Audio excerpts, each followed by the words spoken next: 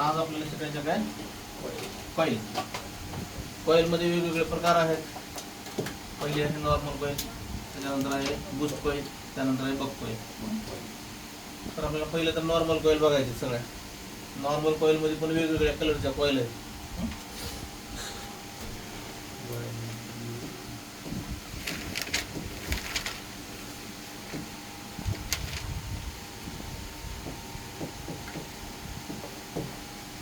Coil C नाव येतं आपल्याला diagram मध्ये. सॉरी, सी नाव आपल्या कॅपॅसिटरला येते. एल नाव येतं कॉईलला. काही ठिकाणी तुम्हाला बी नाव पण दिसलं तर चुकीचं आहे का काय माहित नाही आपल्याला ते. काही ठिकाणी तुम्हाला एफ एल नाव देखील बघायला भेटू शकतं. काही ठिकाणी तुम्हाला ई नाव दिसलं ड्युअल कॉईलला, किंवा काही ठिकाणी ई एम आय पण नाव दिसते असं ड्युअल कॉईलला. असे वेगवेगळे नाव तुम्हाला दिसतील, पण सगळ्यात जास्त काय दिसतं तुम्हाला एल नाव दिसतं. त्यानंतर ह्याचा जे सिम्बॉल आहे, कॉईल कशी असते? कॉईल म्हणजे काय, एक प्रकारची तार आहे. बरोबर. तसं आपली शेगडीची कॉईल असते, इस्त्रीची कॉईल असते, किंवा आपल्या हॉटगन मध्ये पण कॉईल असते. तसं कॉईल म्हणजे एक प्रकारची तार. त्या कंपोनंट मध्ये देखील काय असते, तार असते. तर पहिली जे कॉईल आपली कोणते, नॉर्मल कॉईल. आणि त्यामध्ये तुम्हाला बघायला भेटतील ब्लॅक कलरच्या कॉईल अशा, जसं कॅपॅसिटर आहेत आपले, छोटे दिसतील, मोठे दिसतील. त्यानंतर दिसतील तुम्हाला ब्लॅक मध्ये ड्युअल सप्लाय. झाला किती सप्लाय? ड्युअल. त्याला आपण ड्युअल कॉईल म्हणतो. जे डिस्प्लेच्या कनेक्टरच्या बाजूला बघायला भेटेल तुम्हाला, किंवा कॅमेऱ्याच्या कनेक्टरच्या बाजूला हमेशा बघायला भेटेल.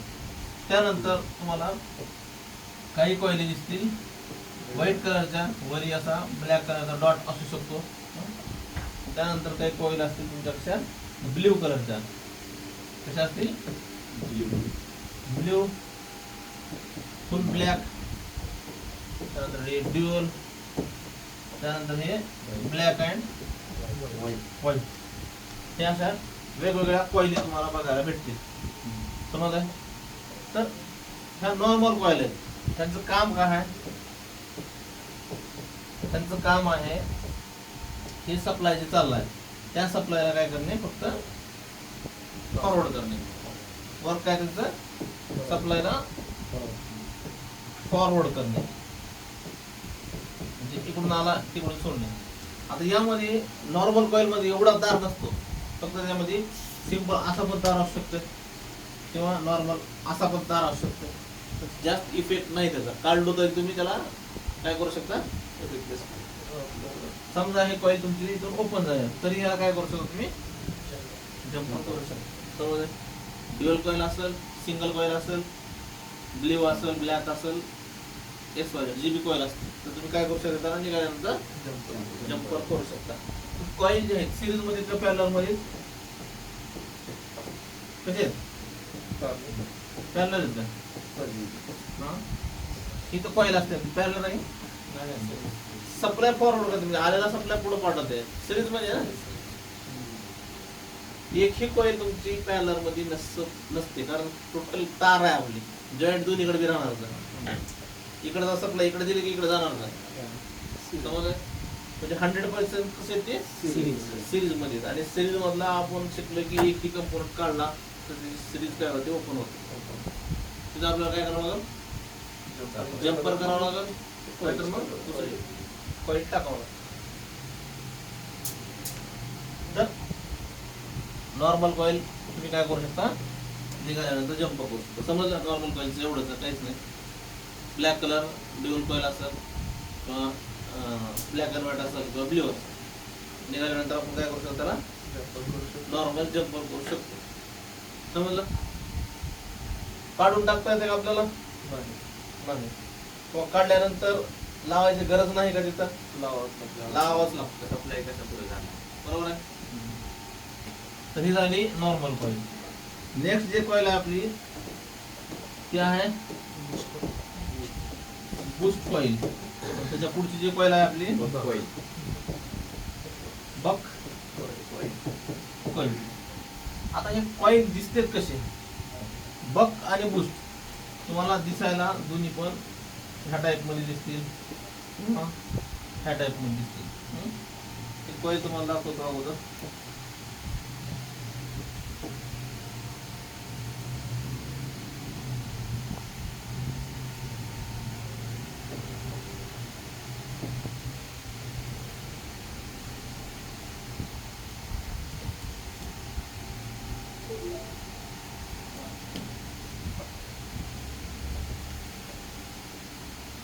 बघा ही आहेत बक कॉईल. हे काय सगळ्या बक कॉईल आहेत. हे आहे बूस्ट कॉईल. दिसायला दोन्ही सारखे दिसायला. इथं पण बूस्ट कॉईल होती, लाईटचं सेक्शन आहे इथं. तर दोन्ही पण दिसायला काय असेल सेमच दिसतील तुम्हाला. पण ज्या ठिकाणी ती काम करायला लागली दोन्ही पण सारख्या दिसतील, पण छोट्या मोठ्या पण असतील. आता काही बूस्ट कॉईल विवोच्या मोबाईल मध्ये मोठ्या पण असतील, मोठ्या म्हणजे त्याच्यापेक्षा थोड्याशा मोठ्या. तर यांचं काय काम आहे? बूस्ट करणे म्हणजे व्होल्टेजला काय करते ते बूस्ट करते. बूस्ट कॉईलचं काम काय? व्होल्टेजला बूस्ट करणे आणि एम्पियरला कमी करणे. एम्पियरला काय कमी करणे. बूस्ट करणे म्हणजे वाढवणे, व्होल्टेजला वाढवणे आणि एम्पियरला कमी करणे. आणि बक कॉईलचं काम आहे त्याच्या उलट. त्याने काय करेल? एम्पियर वाढवणे, व्होल्टेज कमी करणे आणि एम्पियर वाढवणे.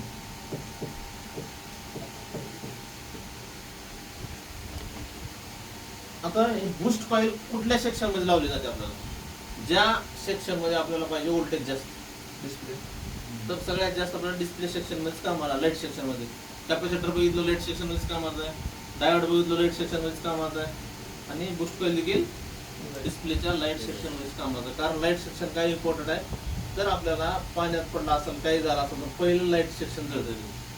अँड्रॉइड मोबाईल बघा, जरा पाणी गेलं लाईटच डिस्प्लेची गायब होते, डिस्प्ले खराब होत आहे. सगळ्यात जास्त प्रॉब्लेम आपल्या डिस्प्लेची येते.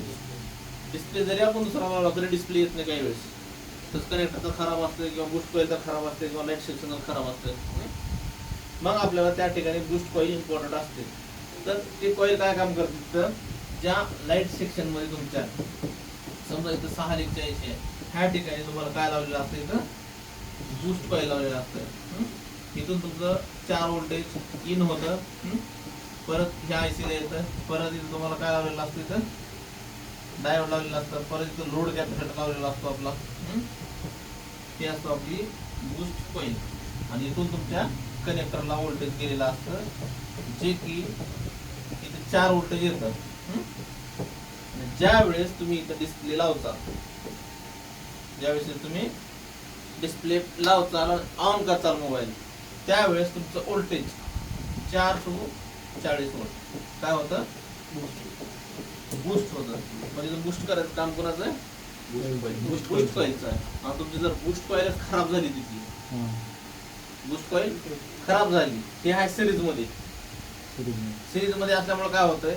ज्या वेळेस ते बूस्ट कॉईल खराब होते, बऱ्याच वेळेस काय होतंय, आपण जर चेक केलं त्या कॉईलला, त्याची टेस्टिंग काय, एकमेकाला जर लावलं तर बीप आला पाहिजे. बीप आला पाहिजे कारण मध्ये तार आहे, तार एकमेकाला कनेक्ट असले तर बीप येणार. बरोबर, ठीक आहे. पण तार जर मग तुटले असेल, डिस्कनेक्ट झाले तर आपल्याला बीप येणार नाही. बीप नाही आला तर ते खराब आहे, आणि बीप आला तर ते ओके आहे. ठीक आहे. पण बऱ्याच वेळेस असं तुम्हाला दिसेल की बीप जरी आला तरी खराब असतो. कारण त्यामध्ये जे तार राऊंड मध्ये असते पूर्ण, त्याच्यावर पण एक कोटिंग असते. बरोबर आहे. आणि जर समजा गरम होऊन ते कोटिंग जळाली असेल, खराब झाली असेल, तर काय होतं? ते एकमेकाला जॉईंट होते. तरी पण आपल्याला बीपच येणार ते जॉईंट झाल्यामुळे. पण त्याचं जे वर्क आहे मॅग्नेटिक फील्ड तयार करायचं, ते होणार आहे का त्याच्यामध्ये? आपल्या मोटर मध्ये पण तार असते, फॅन मध्ये पण तार असते, ते तार एकमेकाला कनेक्ट असते. चेक केला आपण तर बीप येतात ते. पण ते जळाली असेल मध्ये, एकमेकाला जर चिटकली असेल तरी पण बीपच येणार. पण त्याचं होणारं काम होणार आहे का? मग एकमेकाला बीप आलं, टेस्टिंग काय आपली? ह्या कॉईलला जर आपण मल्टीमीटरला बीप वर चेक केलं तर इथं काय आलं पाहिजे आपल्याला, बीप आलं पाहिजे, तर काय ओके आहे. पण तिनं बदल्यामध्ये जळून बी बीप येऊ शकते, मग त्यावेळेस आपल्याला रिप्लेस करून बघावं लागतं. किंवा तशा कंडिशन मध्ये कॉईल गरम होते, कॉईल हिट होते, त्यावेळेस आपल्याला समजेल की कॉईल खराब आहे. तर बऱ्याच वेळेस तुम्हाला फक्त जास्तीत जास्त कुठली गरज पडते बदलायची, लाईट सेक्शन डिस्प्लेचा. ठीक आहे. आता हे बक कॉईल म्हणजे काय हे कळालं. बुस्ट कॉईल आता तुम्हाला लाईट सेक्शन मध्ये, ऍडिओ सेक्शन मध्ये, त्यानंतर चार्जिंग सेक्शन मध्ये बुस्ट कॉईल बघायला भेटते. कोण घेऊन घेतलं कोणीच नाही, गरजच नाही. सेक्शन सांगितले मी ते दिलो नाही. आता कोणती कॉईल बक कॉईल. बक कॉईल जे आहेत ते असतात आपल्या पॉवर आयसीच्या बाजूला. कुठं असतात,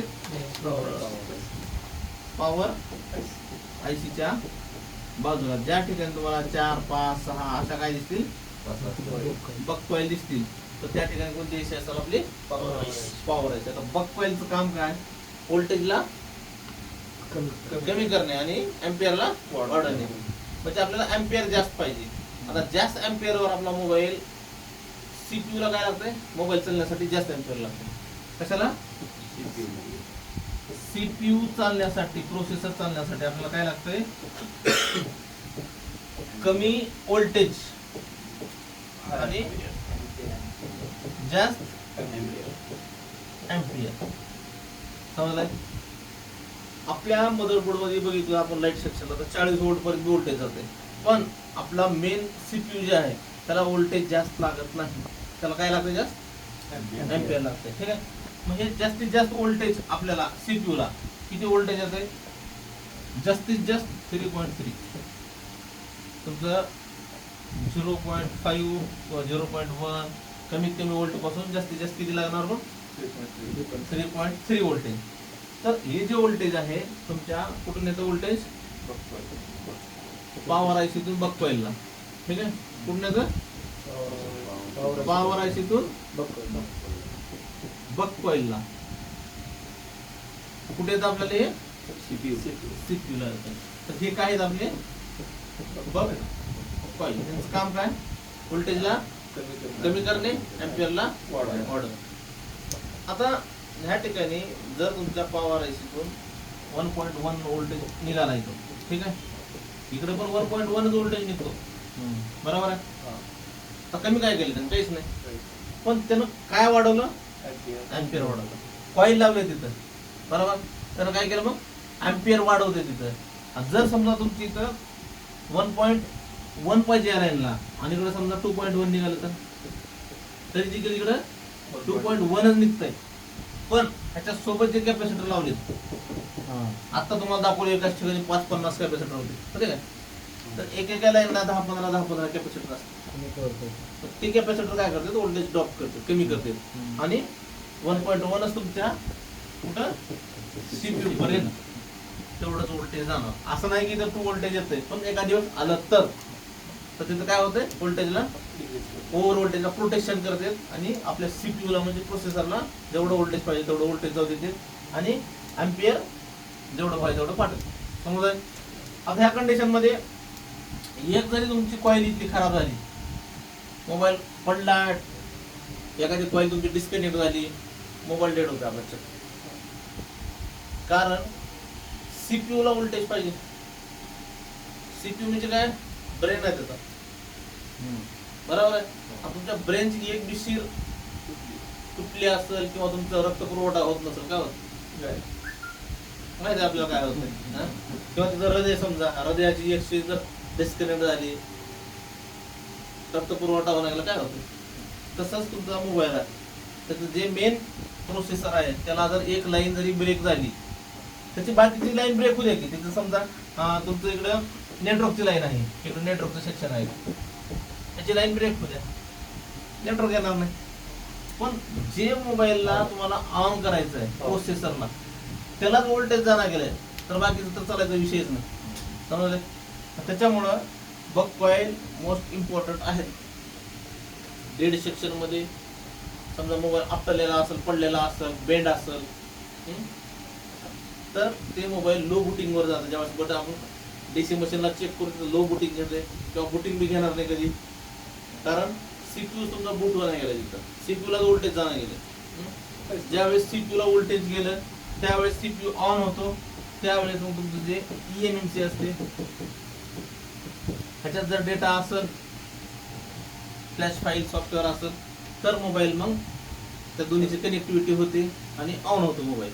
बाकी सगळे सेक्शन पुन्हा ऍक्टिव्ह होतं. सेकंदामधला खेळ आहे, बटन दाबली सेकंदाचा हे खेळ आहे, समजलं. तर त्या ठिकाणी तुमच्या जर कॉईल खराब झाले असतील किंवा ह्याच्यासोबत लावलेले काय कॅपॅसिटर खराब झाले असतील तरी मोबाईल काय होतो आपला डेड होतो, कारण त्या लाईनला जाणारा व्होल्टेज भेटत नाही त्याला. मोबाईल जर ही लाईन शॉर्टच असली तर काय मोबाईल चालूच होणार.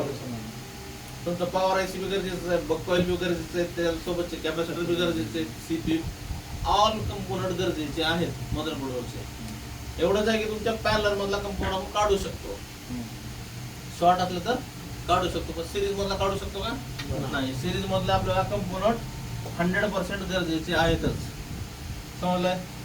तर हे बक कॉईल एवढ्या महत्वाच्या आहेत आपल्या. आणखीन एक बक कॉईल तुम्हाला वेगवेगळ्या सेक्शन मध्ये दिसतील. कॉईल कशा दिसतात आपण बघितलो. तर समजलं सगळ्या बक कॉईल. अजून डेट सेक्शन मध्ये तुम्हाला हे कळलं. नॉर्मल कॉईल, बूस्ट कॉईल आणि बक कॉईल.